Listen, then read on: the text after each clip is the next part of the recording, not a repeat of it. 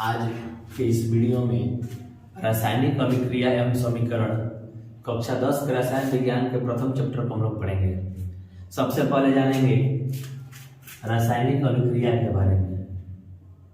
अभिक्रिया का मतलब होता है मिलाप, मतलब मिलना। अभिक्रिया का मतलब होता है मिलाप, मतलब मिलना। जब कोई एक पदार्थ अन्य पदार्थों से मिलता है और नए भिन्न गुण वाले पदार्थों का निर्माण करता है तो उसे रासायनिक अभिक्रिया कहते हैं। जैसे कि हम लोग पढ़ते हैं क्या कि जब हाइड्रोजन ऑक्सीजन से अभिक्रिया करता है तो जल का निर्माण करता है। तो यदि एक पदार्थ दूसरे पदार्थ से मिलता है तो उसका गुण परिवर्तित हो जाता है, वह नए भिन्न गुण वाले पदार्थ का निर्माण करता है, जिसे कि रासायनिक अभिक्रिया कहते हैं। जब कोई पदार्थ किसी अन्य पदार्थ से मिलता है तो नए भिन्न गुण वाले पदार्थ का निर्माण करता है। इस क्रिया को रासायनिक अभिक्रिया कहते हैं। इस बात को ध्यान दें, कभी भी रासायनिक अभिक्रिया का उदाहरण लिखना हो तो उसमें भाग लेने वाले पदार्थों को पूरे नाम को लिखना चाहिए। जैसे hydrogen plus oxygen make then जल। यह हमारा रासायनिक अभिक्रिया का निरूपण है। इससे कभी भी इसके संकेत का प्रयोग ना करें। संकेत का प्रयोग जो होता है रासायनिक समीकरण के लिए किया जाता है। तो इसमें जब हाइड्रोजन जो कि गैसियस स्टेट में पाया जाता है, ऑक्सीजन जो कि गैसियस स्टेट में पाया जाता है और रिएक्शन करने के बाद वाटर का फॉर्मेशन करता है जो कि लिक्विड में पाया जाता है। अर्थात इससे यह पता चलता है कि रासायनिक अभिक्रिया के दौरान पदार्थों की अवस्था भी बदलती है। अभी हम लोग पढ़ेंगे रासायनिक अभिक्रिया के बारे के फलस्वरूप पदार्थों में होने वाले परिवर्तन। लेकिन उससे पहले ये जानेंगे कि रासायनिक अभिक्रिया में भाग लेने वाले पदार्थ, इस अभिक्रिया में हाइड्रोजन और ऑक्सीजन दोनों इस अभिक्रिया में भाग ले रहा है। तो रासायनिक अभिक्रिया में भाग लेने वाले पदार्थों को अभिकारक कहा जाता है और रासायनिक अभिक्रिया के फलस्वरूप जो पदार्थ बनता है उसे प्रतिफल या फिर उत्पाद कहते हैं। ये याद रखना है कि रासायनिक अभिक्रिया में भाग लेने वाले पदार्थों को अभिकारक और रासायनिक अभिक्रिया के फलस्वरूप बने पदार्थ को प्रतिफल कहते हैं। रासायनिक अभिक्रिया बहुत सारे प्रकार के होते हैं। अब जानेंगे क्या कि रासायनिक अभिक्रिया में भाग लेने वाले पदार्थ को यदि हम लोग इसे इस फॉर्म में लिखते हैं H2 plus O2 make then H2O। इसके कहने का मतलब है कि रासायनिक अभिक्रिया में भाग लेने वाले पदार्थों को उसके सूत्र या संकेतों के रूप में दर्शाना। तो जब रासायनिक अभिक्रिया में भाग लेने वाले पदार्थों को सूत्र या संकेतों के रूप में दर्शाया जाता है तो उसे रासायनिक समीकरण कहा जाता है। रासायनिक समीकरण, केमिकल इक्वेशन। रासायनिक अभिक्रिया में भाग लेने वाले पदार्थों को उनके सूत्रों एवं संकेतों के रूप में व्यक्त करना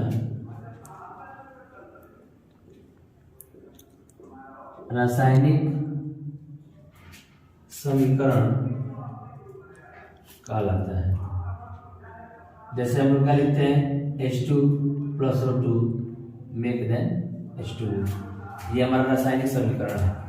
रासायनिक दो समीकरण दो प्रकार के होते हैं। एक होता है संतुलित रासायनिक समीकरण और एक होता है असंतुलित रासायनिक समीकरण।